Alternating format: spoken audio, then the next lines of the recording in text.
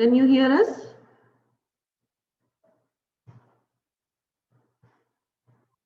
Hello. We welcome you on behalf of CAT Center Uganda. We are going to start this webinar in 5 minutes only. Please wait for something. And we are here. Mr. Mansoor is our trainer. He is a professional specialist in Microsoft project, and he has a wide industry experience as well. So in the meanwhile, I request everyone kindly kindly give us your email ID, your name, and your phone number so that we can send you the participation certificate of this webinar. I request everyone please send your or share your email ID, name, and phone number with us.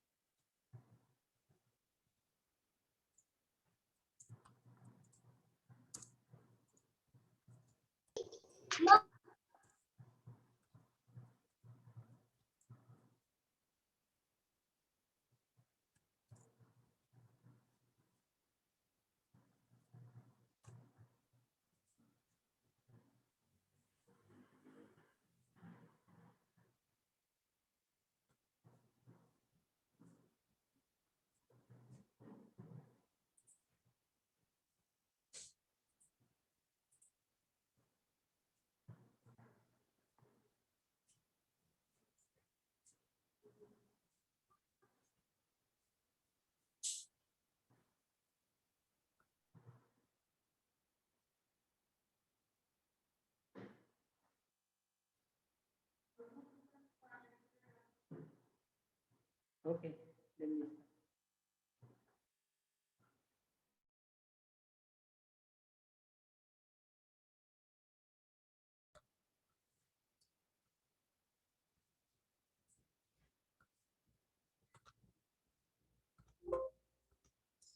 Good morning, everyone. Can you hear me?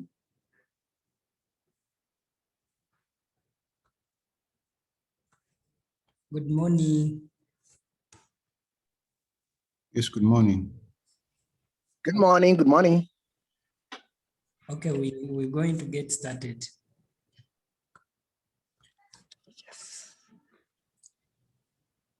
So my name is Senta Mansour, and I'm a trainer from CAD Center, and I'm going to take you through Microsoft project, how you can manage your projects using Microsoft project.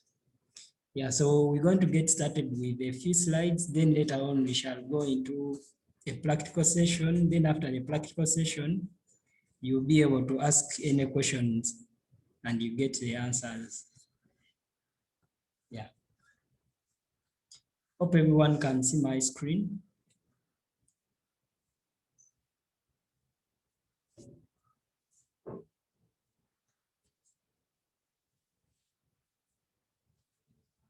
Can you see my screen?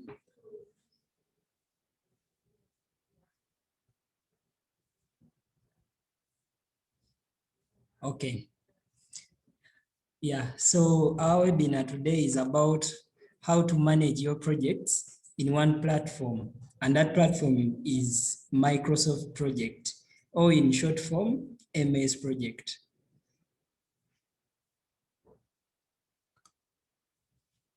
Yeah, so during projects, we have to go through project planning and management. But now you could wonder which software or which tools can help me to do project planning and management. So there are very many tools that can help you, but the most commonly used are Microsoft Project. We have Microsoft Project and Primavera. Those are the two common used tools when it comes to project planning and management. Yeah. Then here at CAD Center, we train both MSP and also Primavera, but today's webinar is going to be about MSP. Yeah, so what is Microsoft Project? So Microsoft Project is a project management software or a tool that was developed by Microsoft, and it is commercial, it is being sold by Microsoft. So using this tool, it can help you to visualize your project plan in standard defined formats. It can help you to schedule tasks and resources consistently and efficiently. Then you can use the same software to track information about the work, the duration, the resource requirements for your project. So you can be able to know how much are you deviating from your plan. If your plan was, for example, to finish by June, and you want to know the progress by May, so you can be able to use Microsoft Project and you're able to analyze how you're progressing. So with that one, you can easily predict whether you're going to finish on time or whether you need extension. Yeah, then another thing, it can also help you to generate reports to share in progress meetings. You can generate reports about costs, you can generate reports about time. Yeah. Then now remember we said there are the most common used tools in project planning and management. We have MS Project and Primavera. So let's look at the difference between MS Project and Primavera before we go into the practical session. Yeah, so MS Project, like we said, it is developed by Microsoft. Then Primavera is developed by a company called Oracle Corporation. Then MS Project is mostly based on you managing a single project. Fine, you can manage multiple projects, but not as easy as you could do in Primavera. So it is mostly used for managing a single project. Then when it comes to Primavera, you can manage a single project, you can manage a full program, a program that has multiple projects within it. Then you can also manage a full portfolio. When you have a portfolio, it's like a collection of many programs. Yeah, so since Primavera is based on databases, you can easily manage a lot of programs and projects within the same platform. But when it comes to Microsoft Project, then you need to have separate files for each project. Yeah, then the third one is MS Project is file-based, you save your file. Then Primavera, you need to have a database software. So when you install in Primavera, it also installs database. So that one makes it a bit hard to use, but it makes it a bit hard to use than MS Project. Yeah. Then MS Project does not allow multiple users to work on a single project, whereas Primavera can allow multiple users to collaborate on the same project. But there are other ways you can collaborate on the same project using MS Project. There's MS Project, which is based online. So if you use that one, from the Office 365 subscription, you can be able to allow more people to collaborate.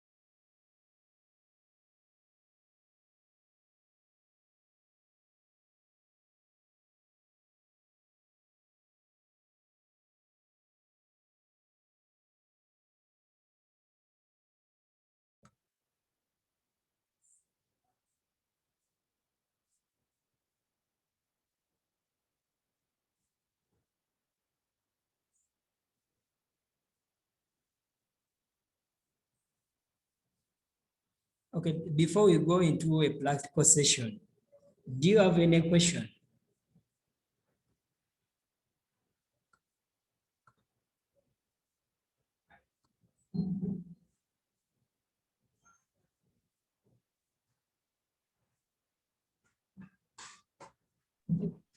Moses, you had muted your mic for the last 2-3 minutes.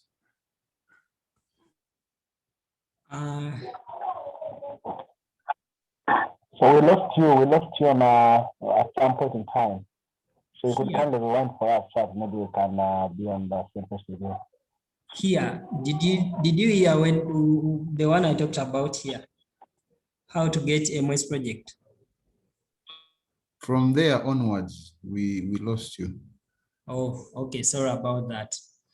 Yeah, so there are 3 different ways you can get a MS project. No idea. Yes, are you getting me there?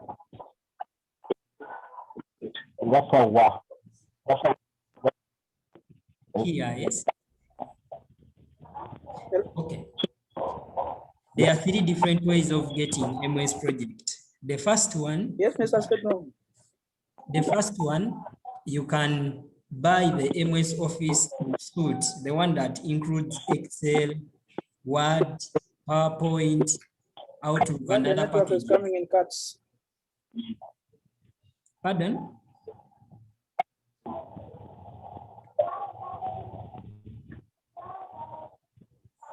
Can you hear me clearly? Yes, we can now hear you, sir. Please go ahead. Okay, then the second one is, Yes, Mr. Sentongo, are you getting me there? yes, we can hear you. We can hear you.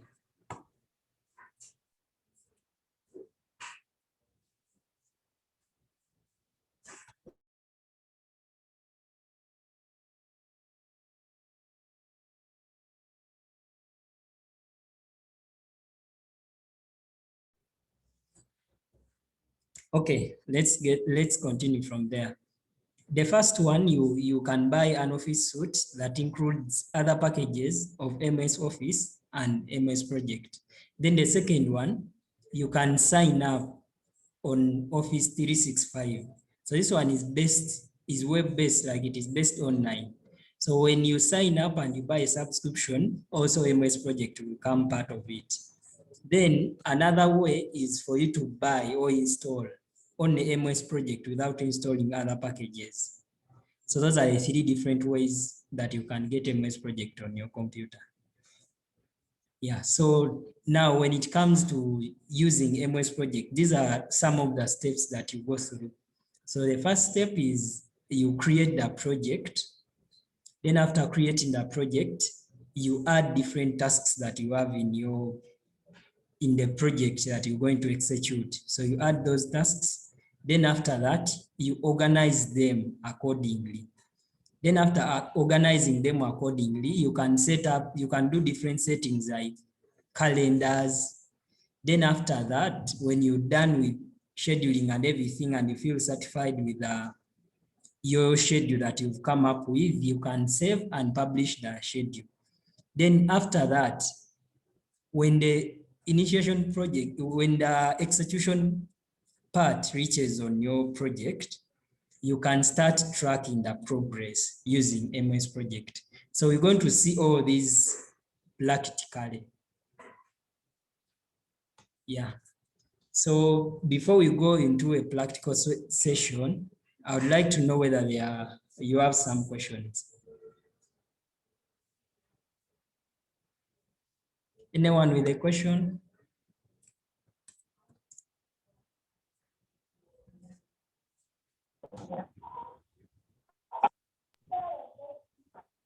No, it's okay for me. Okay, so we can go into the practical session.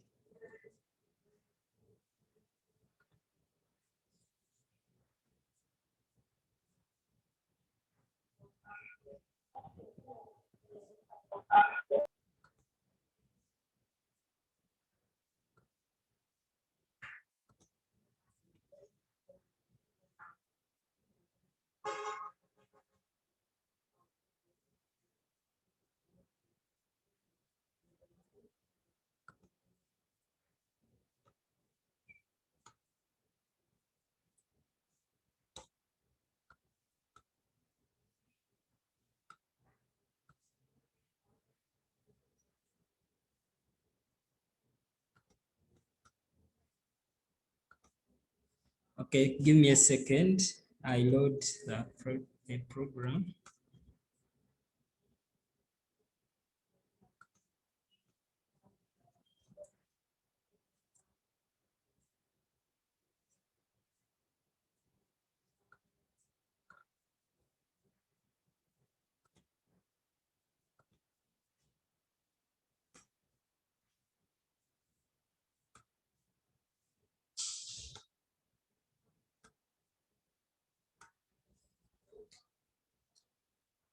Yes, can everybody see my screen?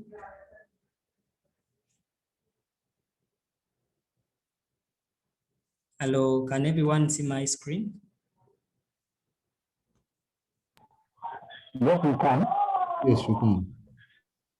Okay, so now this is how MS Project looks like when you open it. It resembles Excel a bit. If you ever use the Excel, then the interface will not be so intimidating to you.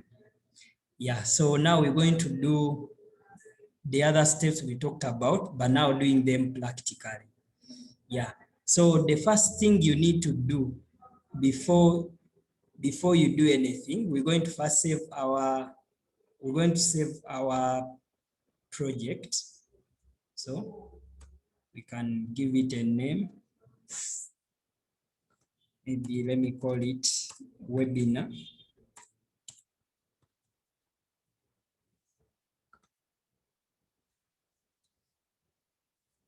Yeah, so after saving our project, then before we go into creating the tasks, we have to go into making certain changes. So you go to file, then you go to options.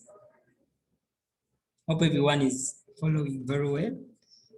Yeah, so with this, you're going to see that there are different options you can choose from MS Project according to your project.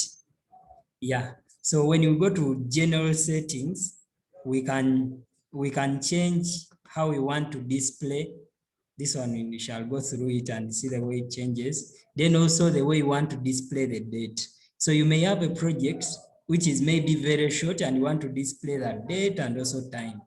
Or if you want to only display that time, or if you only want to display that date. Yeah, so there are different formats that you can choose from. Yeah, so I'm going to leave it at that. Then this one is about the username and initials. That one may not be so crucial.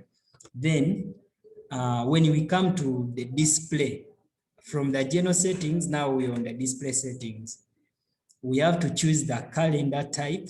So you can create your own calendar. By calendar, I mean, you may have a company or you may be working on a project and you working on it only up to Friday. So you're not working Saturday and Sunday. Or you may find that for you work on also Saturday, or you work up to Saturday. Then other people, they work also Saturday and Sunday. Then other people, when they work on Sunday, it is counted as like extra time. So you can create your own calendar, or you can go with the inbuilt calendar. So now this inbuilt calendar, it goes with the standard times, 8 hours a day, then not working on the weekend. So that is the one which is inbuilt. So in case your project or your company works on the weekend, you need to create your own calendar. In case you create it and you come here, you will be able to select your calendar that you've created. And that one is very crucial because it will affect your tasks and the resources. Then another one is, remember MS Project also deals with tracking the cost. So we have to set the currency that we want to work with. So you can see like by default, it comes when it is set to dollars. So you may want to change maybe to, for example, to Ugandan shillings.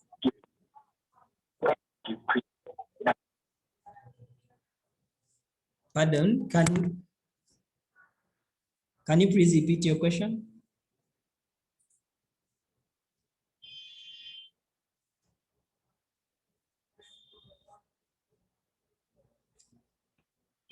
Hello? Okay, let's continue. So you can change the symbol you want to use the moment you enter the cost or the money. So this is about the currency. So you change it to any currency that your project is being used, whether it's Ugandan shillings, Kenya, whether it is US dollars, then also the decimal places you need. Either you don't want to display or you want to display either one or two.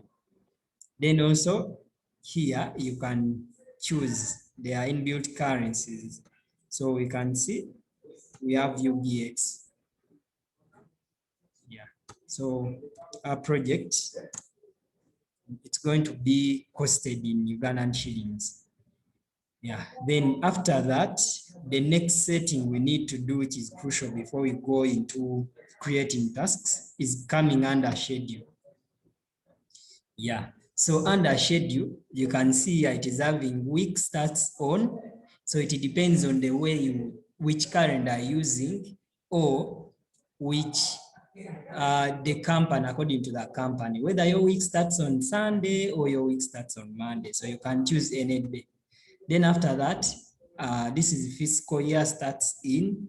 So this can be like a financial year. So you can decide either if it is a project and maybe you started it in June and you want the fiscal year to start counting from June.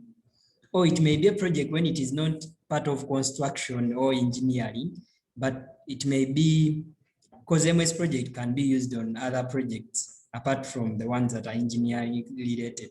So you can change the fiscal year according to your need. Then also the time. Remember when we talked about the calendar, so you have to choose when is the start time for that day? Is it 8? Is it 9? Is it 10?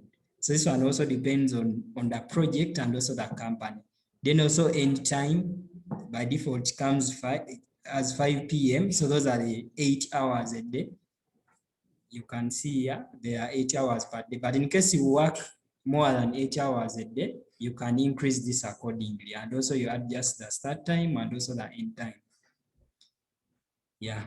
So then other settings you can explore, like duration is entered in days. You may want the duration to be entered either in hours or weeks. The project may be too long and you're counting in weeks. Yeah, so but now we're going to leave it in hours. Then the work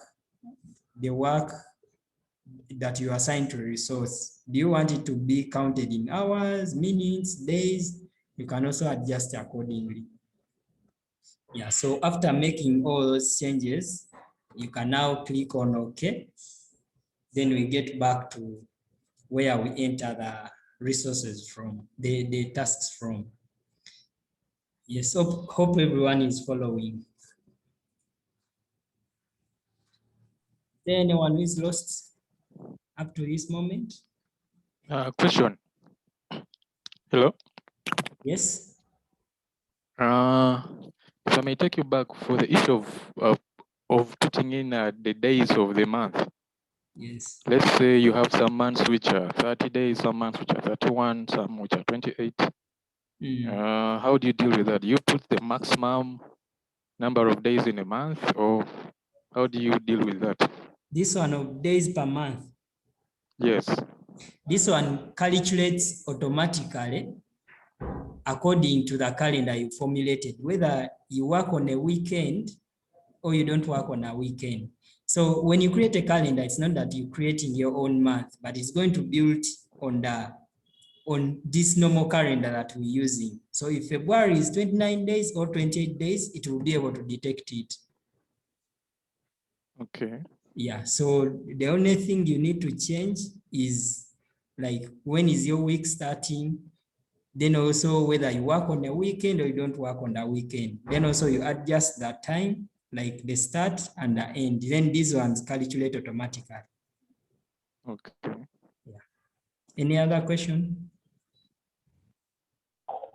Yes, please. So how about some of us who have a project particularly that where we work 24/7 per se, or we work almost, let's say, 7 days a week. I mean, we keep monitoring the project. Even if on Saturday and Sunday I'm home, practically I'm actually like working from home, but then on my computer. So I do, does this fit in for me, or I leave it Yes, open? you can create a calendar and it includes 7 days of the week. So that you include even Saturday and Sunday. You create a customized calendar. Hope I've answered your question. Yes, please. Let's go ahead. Thank you. Okay, I think we can move on now. So after making those changes, because we've seen they are very crucial, they are going to affect everything you do here. So you have to first do those changes. Then the next thing to do is to enter the project information, the information about your project. Yeah, so before we do that, let's take like 1 minute to go through the way the workspace looks like. So here there are different tabs. You can see if you're going to deal with tasks, you click in tasks. If you're going to maybe work on different resources like assigning resources, there is a tab for that. Then if you want to generate reports, there is a report tab. If you want to do anything about the project, like the real project, the way we're going to set the project information, the calendar for the project, all of those ones, you do them under the project tab.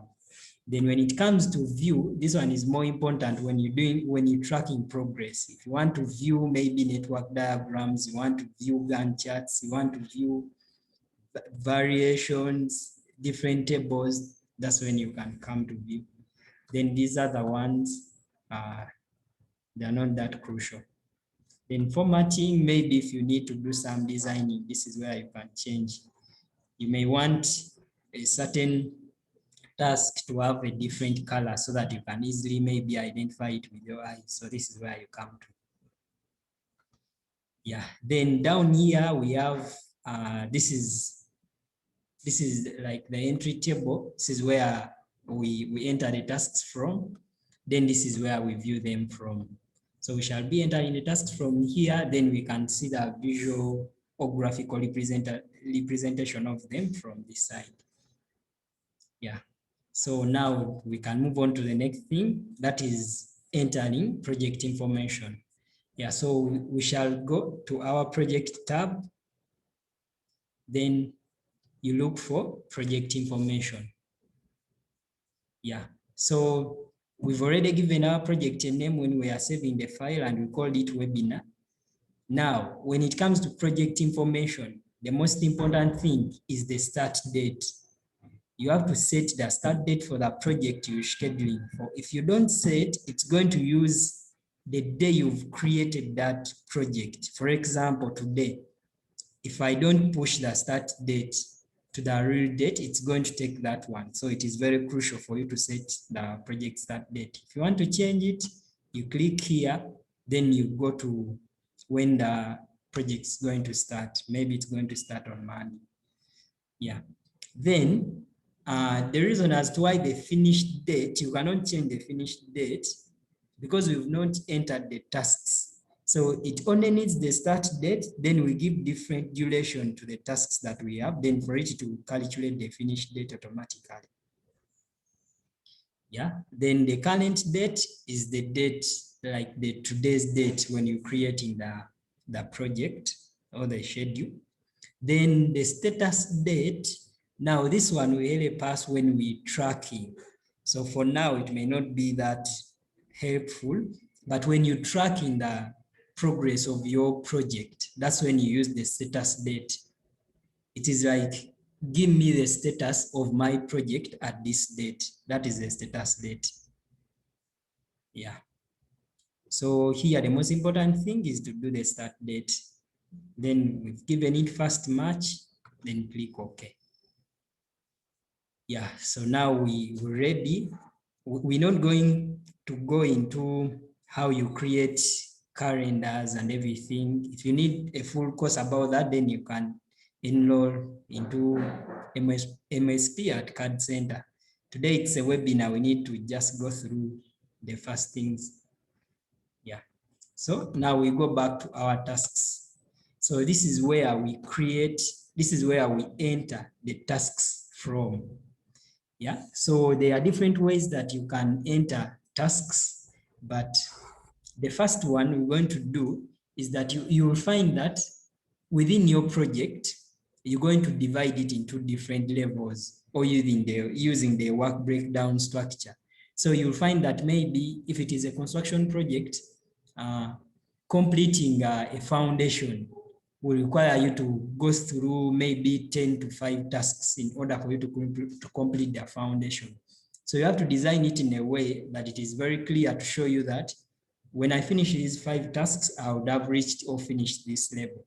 Yeah, so for now, I'm just going to enter, I'm not going to give defined tasks. I'm just going to say maybe task 1, level 1, then if you want to do it according to your project, it is also the same logic that you have to use.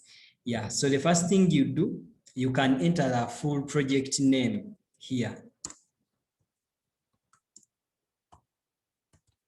Yeah, so all different tasks will be contributing towards completing the full project. So you put the full project name here under the column task name.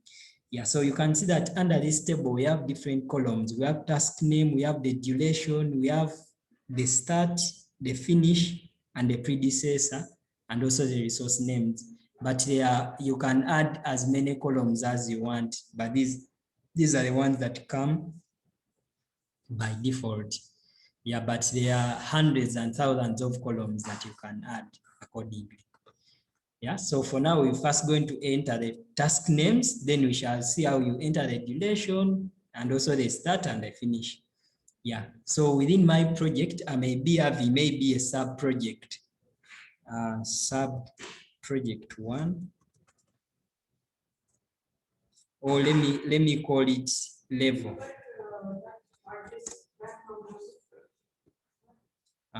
Level 1.1. So within this one, I will have different tasks. Maybe task A, I have task B, I have task C, and I have task D. So in order for me to reach level 1, I have to complete these 4 tasks. Then I may also be having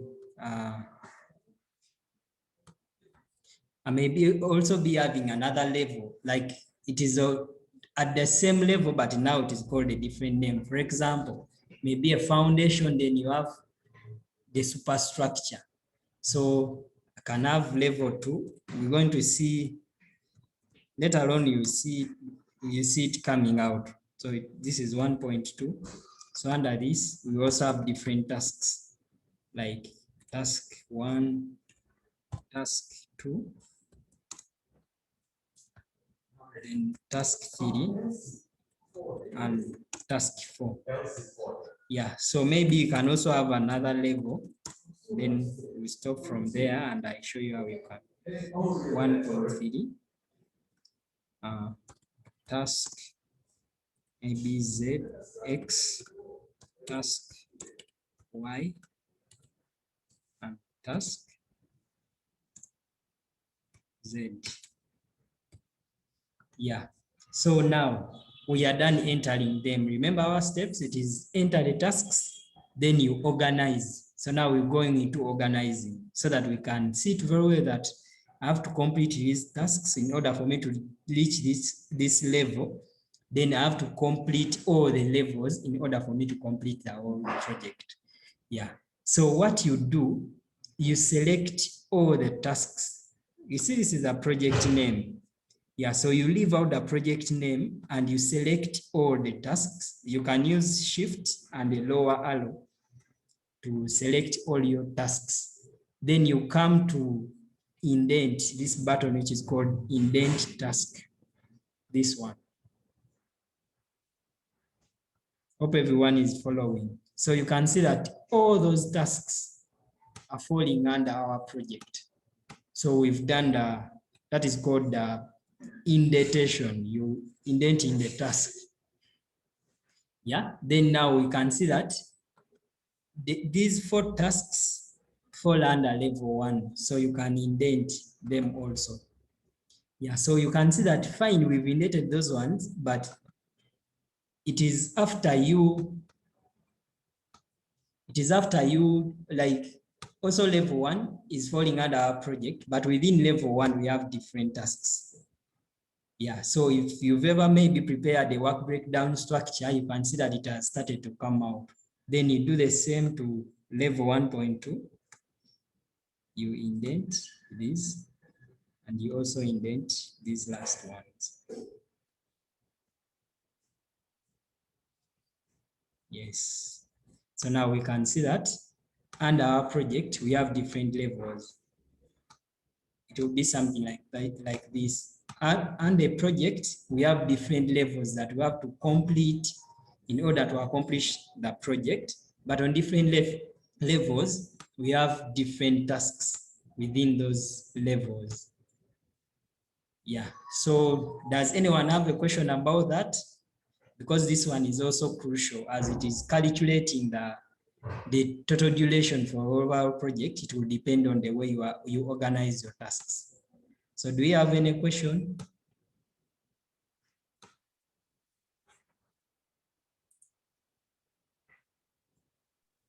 Hello. I was just trying to ask Question. of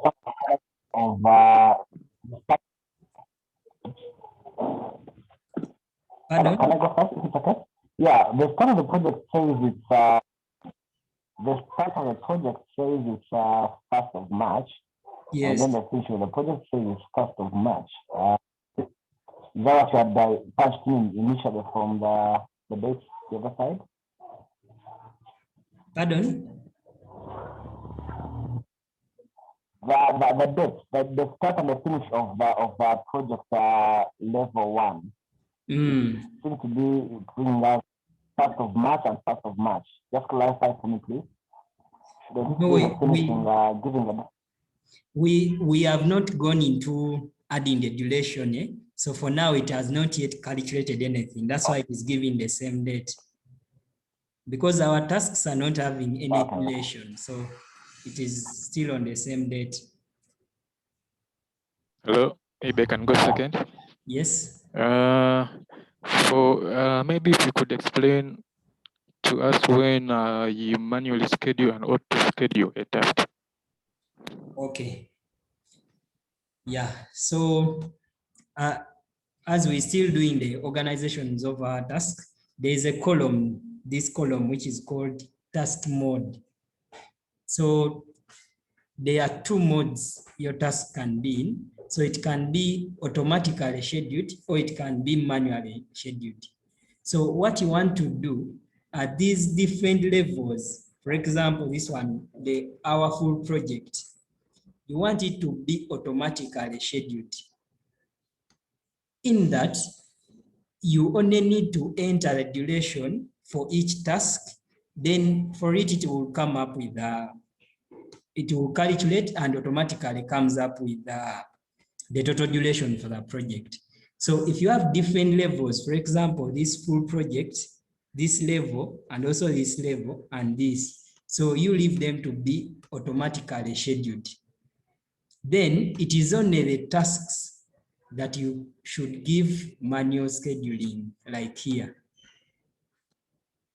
Yeah, and the reason is because it is only the task we can assign resources to and the duration. So these levels, you can see that we are not going to enter a duration for that level, whereas we shall just enter the duration for different tasks. Then the software will automatically calculate the duration for the whole level, basing on the duration for each task.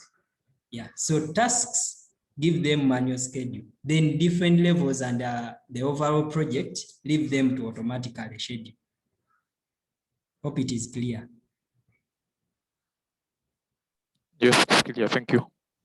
Okay, you're welcome. Yes, any other question?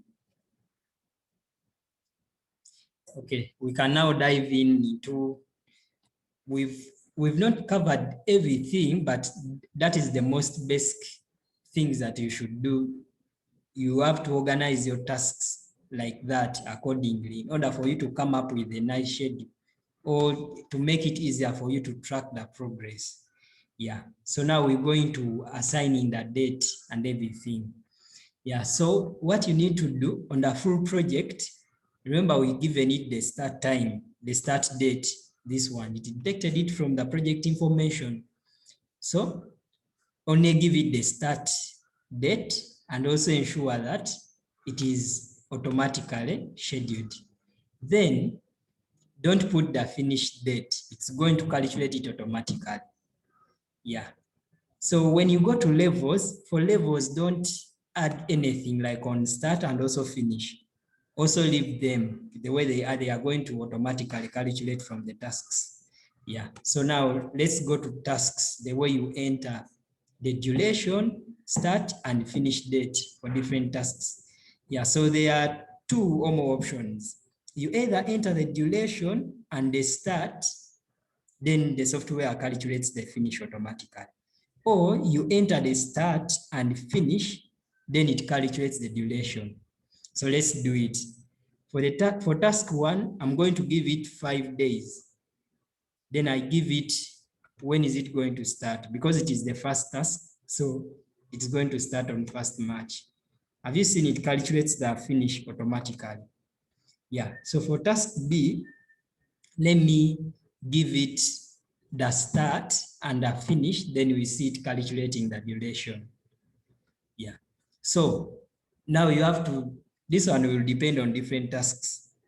There are some tasks that are dependent on others. For example, you may find that in order for you to start task B, you have to first complete task A. So you have to keep that one in mind. For example, now we've finished our task A on Friday. So if you don't work on weekends, now that means task B is going to start on another Monday, the 8th Monday. Yeah, then finish, let's give it a finish. Maybe it's going to end on Wednesday. So have you seen it calculating the duration automatically? Yes, so that's how you enter the durations. The durations start and finish. That's how you enter them for different tasks. So I'm going to enter any durations for different tasks. So another thing you may want to look at is this graphical representation. This one on this side, the Gantt chart. So you can see that weekends are given a gray column. So you can see that our task ended here, then it started on Monday. Like the other one stopped on Friday. We couldn't work on Saturday and Sunday, so we started on Monday. So whatever you're scheduling, you may want to have a look at this one to get the real picture of what you're scheduling. So this one is 4 days. Then I'm going to start it maybe on Thursday, 11th. Yeah, then this one it has ended on Tuesday. Let me give it 2 days. So this one will be starting on maybe Wednesday. So now as you can see that this one, the way I've done it is that every task is dependent on another one. But it is possible that you can do 2 tasks at the same time. Maybe you can be, for example, you may be constructing the plinth wall or like the walling, but at the same time, maybe you're doing filling or you're doing the back filling. Yeah, so there are some tasks that can go. You can do them at the same time. So it's not that you should always follow this, that when this task is done, then you have to start another one. No, it can be different. So now we're going to try out that on these tasks, on the group of these tasks. So if this one ended on maybe 18th, so let's say it is depending on this one, and it's going to take 3 days. So this one may start 19th. Yeah, then let me give this 1 day, 3 days.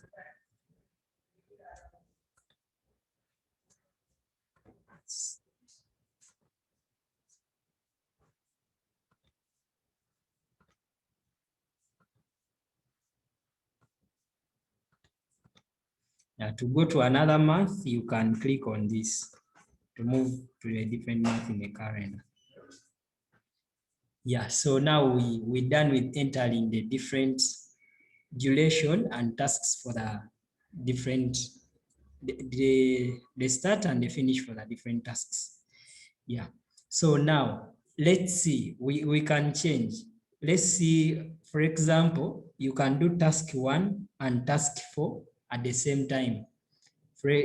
What I mean is, if task 1 is starting on 19th March, what if also task 4 can start on 19th March? So let's change the date and we'll go back to 19th March. Yeah, so now when you come to this side of the visual representation, you can see that now we have multiple tasks running at the same time. So this is what I was talking about. It's not that always the other tasks should depend on another one. There are some tasks that are not dependent on anything. You may find that the day you start the project, you can have like 3 tasks getting started. So it also allows, I can come to level 3 and maybe I can be doing the task Y as I'm also doing task A. So I'll come and give it maybe 5 days, but it is also starting on 1st March. So you can see that it has been scheduled to start at 1st March, the same starting date and the same date for task A. Yeah. Then another thing we're going to look at, in projects, there are milestones. Yeah, so in order for you to enter a milestone, you enter it as a task name, but you give it 0 days because milestones are like, they don't consume time. it is just a measure of maybe some success. For example, you may have to do certain things in order for you to receive the project, maybe certification or the certificate of completion. So that is a milestone. So we don't give it a full day. The only thing you need to do, you can maybe number it. Let's call it milestone 1.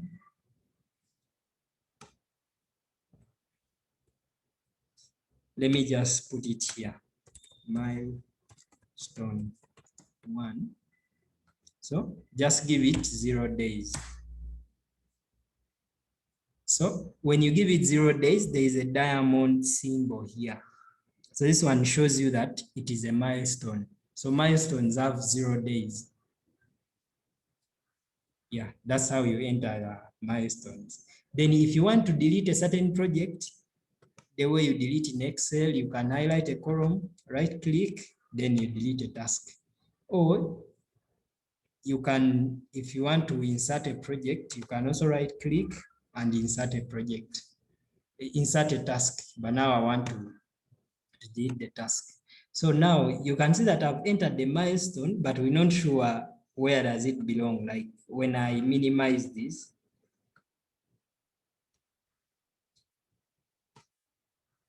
you see, so you have also to indent it. Sorry about that. You have to indent your milestone, and you get to know that it is falling under your overall project. Yeah, so under full project, I have different levels. Then when I finish all these different levels, that's when I reach the milestone.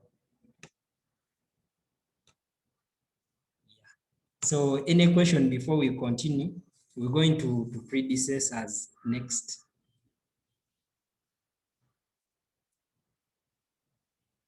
Any question?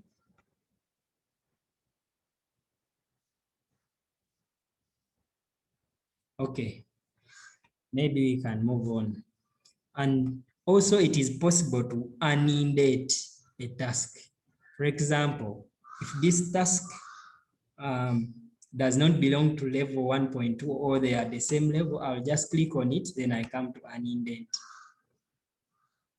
Yeah, that's how you can unindent different tasks. In case you've done any mistake when you are indenting, you just unindent. Yeah, so now you can see that we never entered the days for a full project, but they are there, 20 days. Then on each level, it has calculated different days for every level. How does it do it? It calculates from here, but it does not necessarily mean that it always adds. No, because the addition will come if every task is depending on another one. For example, you're waiting for another task in order for you to start another one. That's when it will just do the normal addition. But now imagine a day, a week, where we have 2 tasks, but the first task is going to run from Monday to Friday. Then another one is going, that one has 5 days. Then another one is going to start on Wednesday, then also stops on Friday. It has 2 days.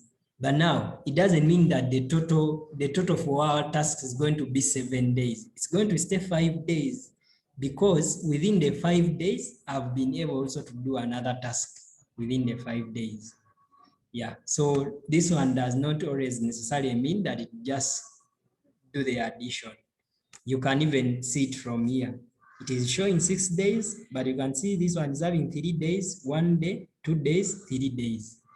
Yeah, so you may say, where is the 3 days here? Because this is 3, 4, 6.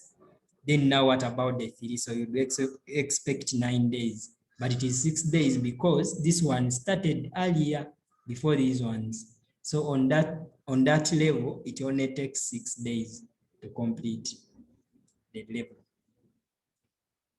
Yeah, so do we have any questions?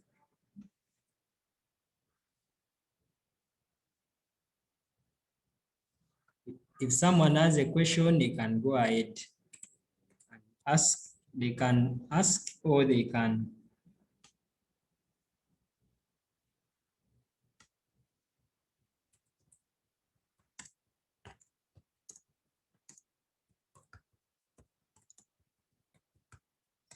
Can we move on to the next step?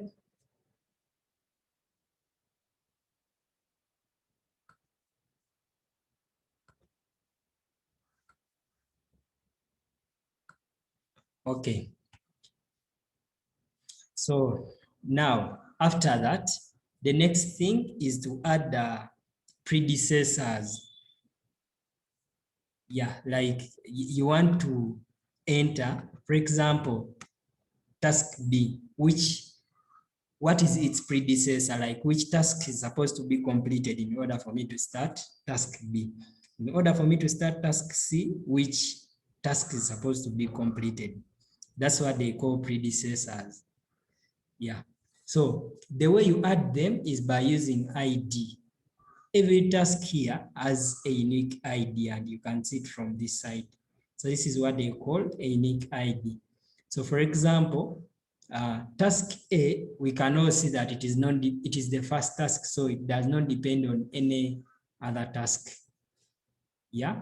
So task B, let's say it is depending on task A. You're supposed to only enter its ID. You can type it. The ID for task A is 3, so I can type 3 like that, and I press enter.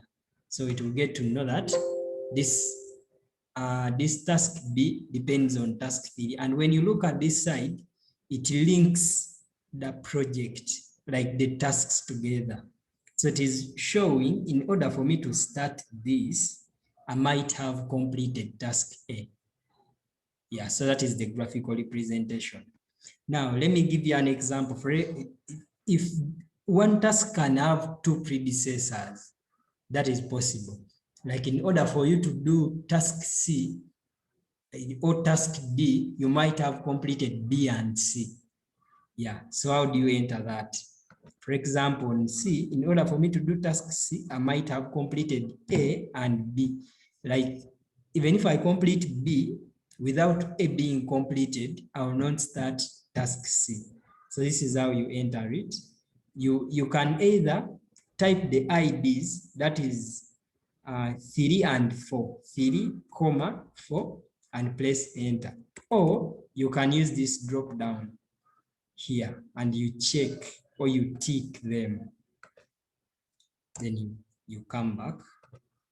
So you see that it is using the IDs. Yeah, so that's how they enter the predecessors. And now you can see here on task C, I'm having an arrow running from task B and also another one running from task A. So this one means that in order for me to start this, I might have completed these 2. Yeah, so you can continue and do the same. Then another thing you can do, you can select all the tasks. Then you go to link tasks here. So when I say link, it's going to come up with different arrows. Yeah, so this one can be helpful in case you don't want to enter the predecessors manually, but what it will use the dates. For example, if there's a task that ended on Tuesday and you scheduled the other one to start on Wednesday, for it will assume in order for you to start the task on Wednesday, you might have completed the other on Tuesday. So that is the logic it will use, and it will fill the predecessors for you, but it will be filling 1-1. So it is better you enter the predecessors by yourself. Hope everything is clear up to that moment. Do we have any questions?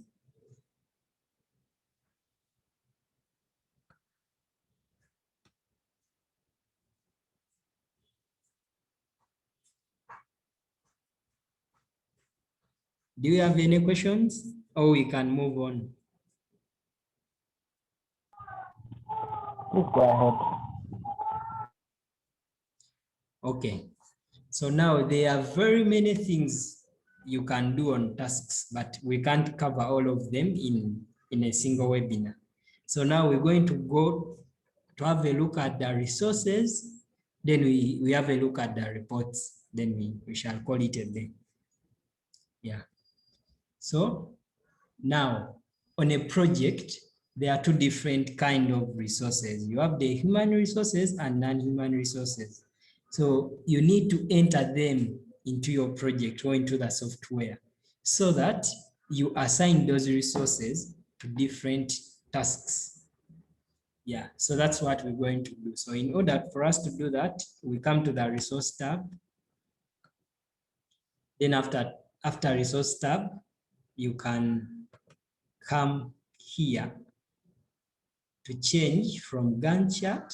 Then you go to resource sheet. It's called the resource sheet. We're moving from the Gantt chart to the resource sheet. Yeah, so this is where we enter the different resources for our project. Yeah, so it also looks similar to the other table from the Gantt chart, but now it has different columns. The columns are numbered differently.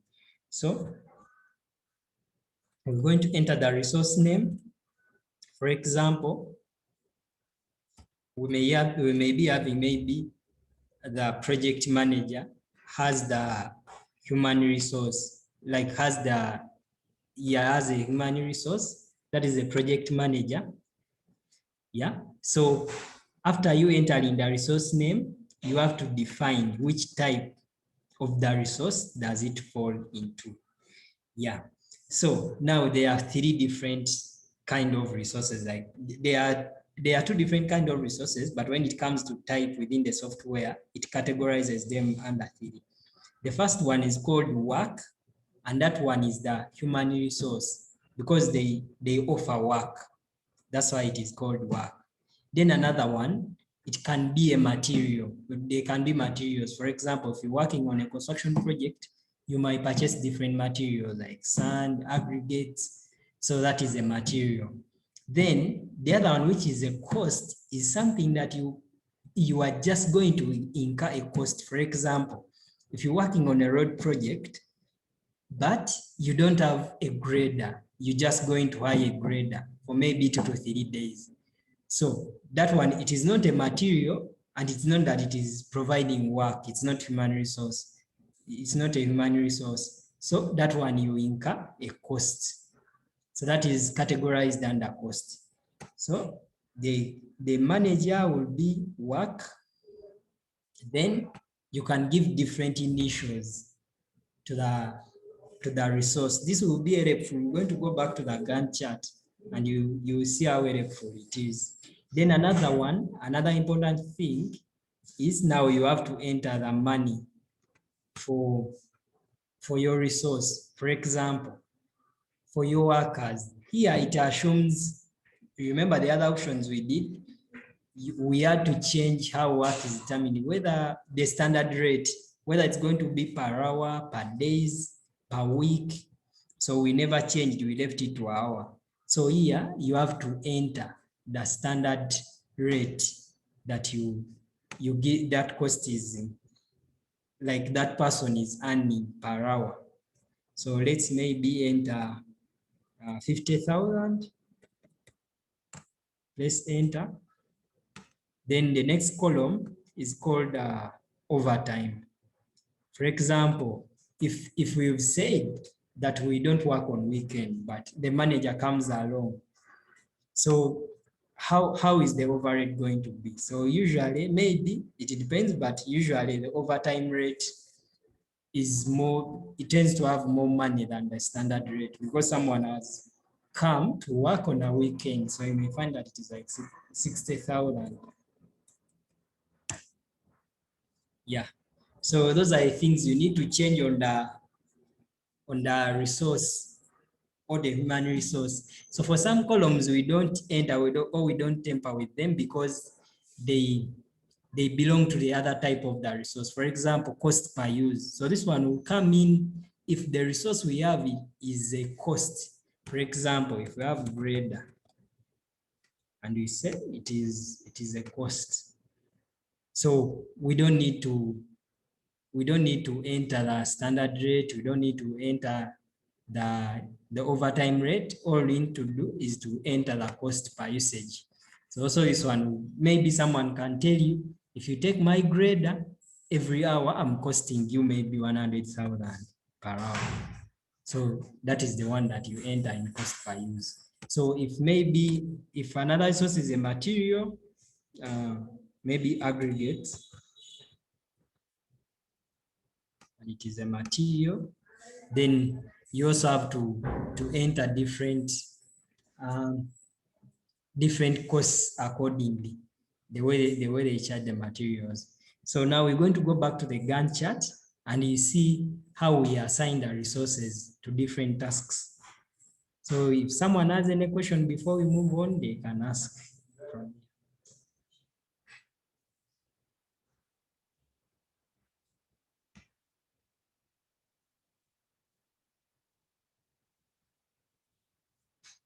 Okay, now let's go back to Gantt chart.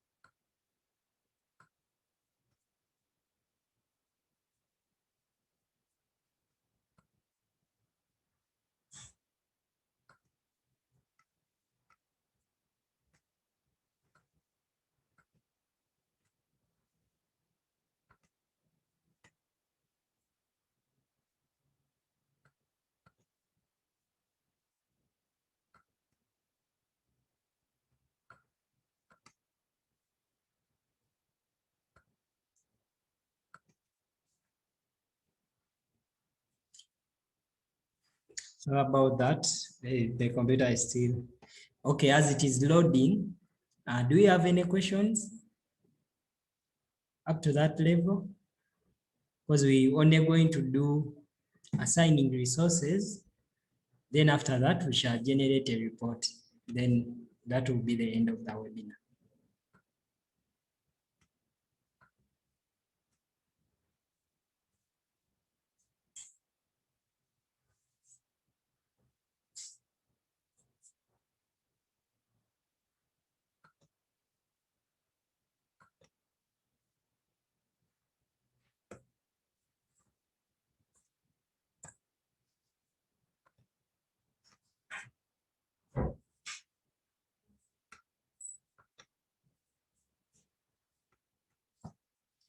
Okay. We don't have any questions?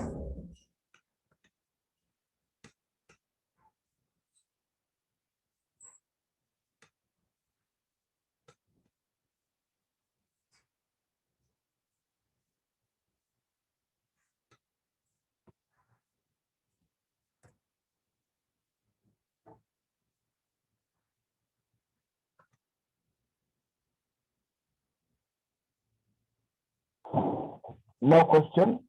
Maybe Alan can respond to our questions on the chat, please, while you go ahead. Okay.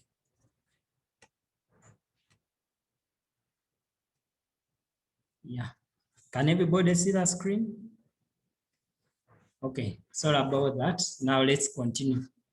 Yeah, so we're done entering the resources. Now we're going to assign resources. Yeah, so there are different ways of assigning resources. The first one, you can come to your Gantt chart, but under table, there's what they call resource names here. So this one, for the predecessors, they use ID. But for resource names, it uses the initials we entered the other side. Yeah, so you can use this drop down and you check which resource you suppose is required for that task to be completed. Maybe for task one, you need the manager and also maybe the material, and you press enter. So you see that they are being displayed here in our Gantt or like in our graphical representation. So every resource you choose, it is the same thing that is going to happen. So just that we entered very few, But in case you have very many resources, they will all appear and you select the ones that you need to use. But if I use an initial, for example, for manager, it was M, and just stop there, it will also be able to predict the resource that you entered into the resource sheet. Yeah, so that is the first way of sharing resources. Then the next way is you can come to resource, then you come to assign resources. Yeah, so the way to use this one is you have to select the task, maybe this, come to assign resources. Then I enter the different resources that we have. You enter them, you type them. But this one works when you've created the resource sheet. And I would recommend using this one here, because for it, you can see different resources you have, then you check, you tick the one that you need or that task requires in order for it to be completed. Yeah. So that's how they share. That's how you assign resources. Yeah, so now we're going to go into generating reports.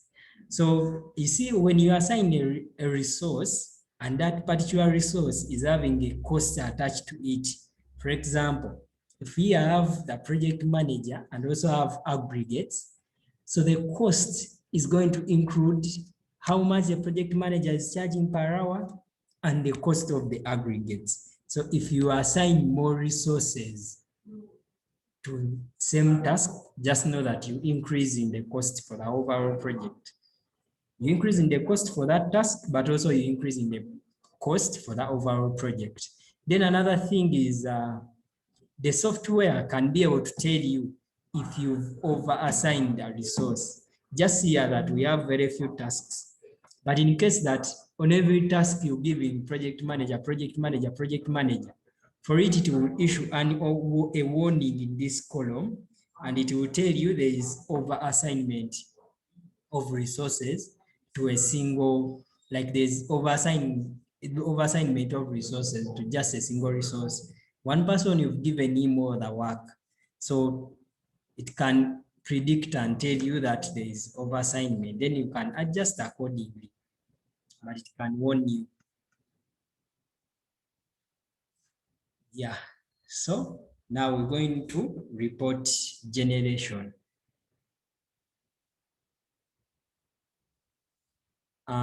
Those asking about the recording, we shall post it later, or you can enroll into MSP course from Gantt Center.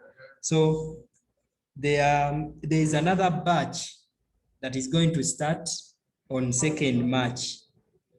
So for a single batch, it takes 10 days, but it's not that it is consecutive. You may decide to study either on Monday, Wednesday, Friday, like that until you complete the 10 days.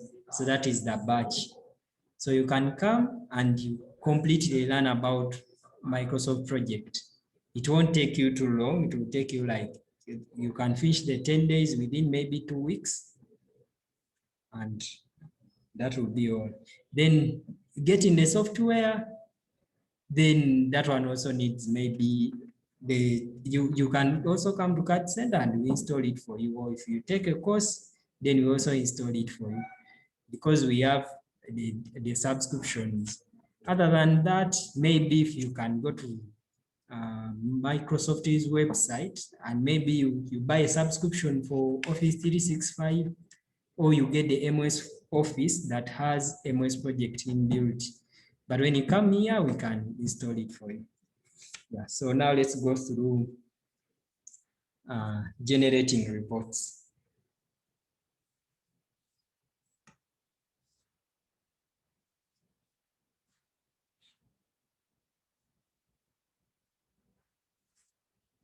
Yeah, so in case of anything, you can call on the numbers that were shared in the chat. You can call on one of the numbers that have been shared in the chat. Yeah, so now we want to generate some reports for our project. So we come to report.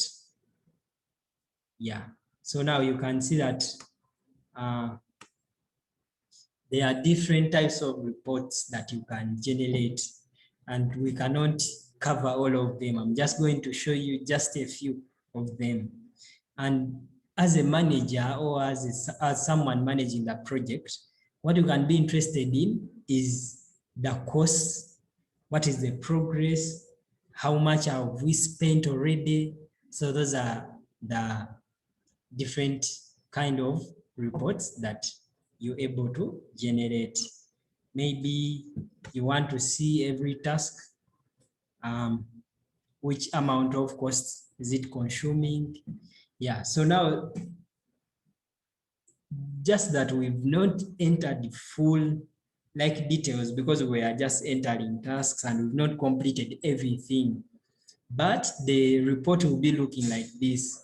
When it is detailing everything, it will show you on the pie chart how much each task is consuming according to the resources you've assigned to that task and how much it is contributing to the full cost of our overall project. Yeah, then other reports that you can generate, other than that, I can generate the reports about the resources I've allocated, the actual work, and the remaining work. So you can see it doesn't have details because there are some things we've not covered under the resources. We had to assign them and we calculate work. So in a single webinar, it can be hard to cover everything, but that's how you can generate reports about your project. Yeah. So if you have any question, you can ask. Other than that, we can be concluding. Do you have any question?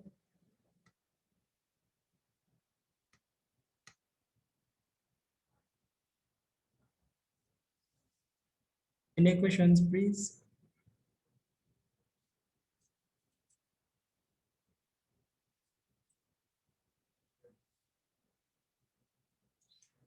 Yeah, maybe let me remind you about the batch that is going to start on 2nd March. Yeah, on 2nd March, another batch for people that are enrolled into Microsoft Project here at CAD Center are going to start. So you can register between now and 2nd so that you get a 10% discount on the amount that you're supposed to pay. Then in case of full details, you can either WhatsApp or call on the numbers that have been shared in the chat.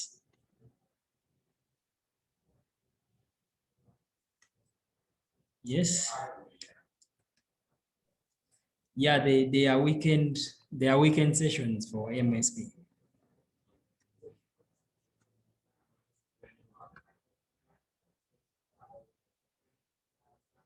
There are weekend sessions for MSP. If you need weekend sessions, we can arrange for you. All what you need to do is you can contact the numbers, then we'll get the full details for you so that we can arrange for you. You can be coming on different weekends until you finish your 10 days. Yeah, then after completing the course, we give you the certificate.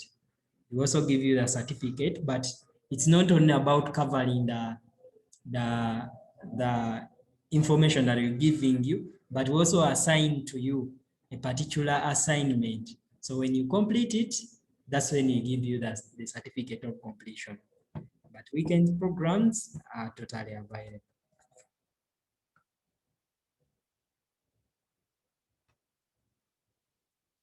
Do you have any other question? You can either ask or you can type it.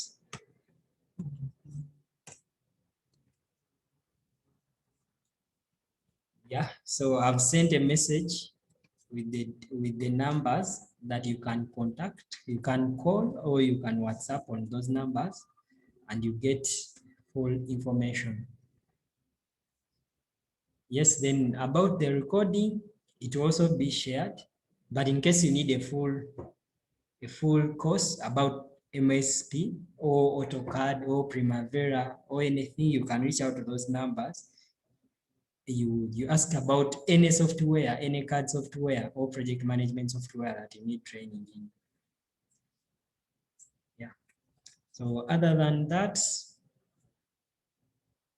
do you have any remarks or anything you'd like to say?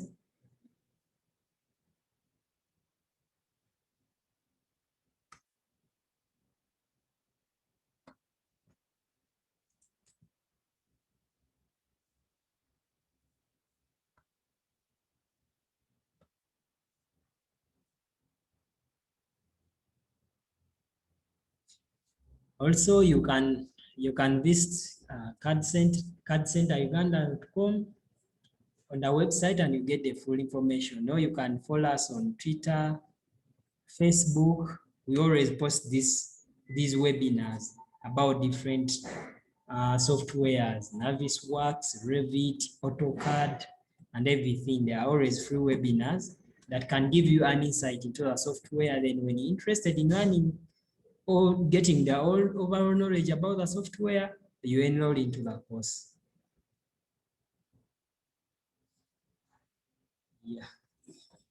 Okay, if we don't have any questions, I would like to end it here.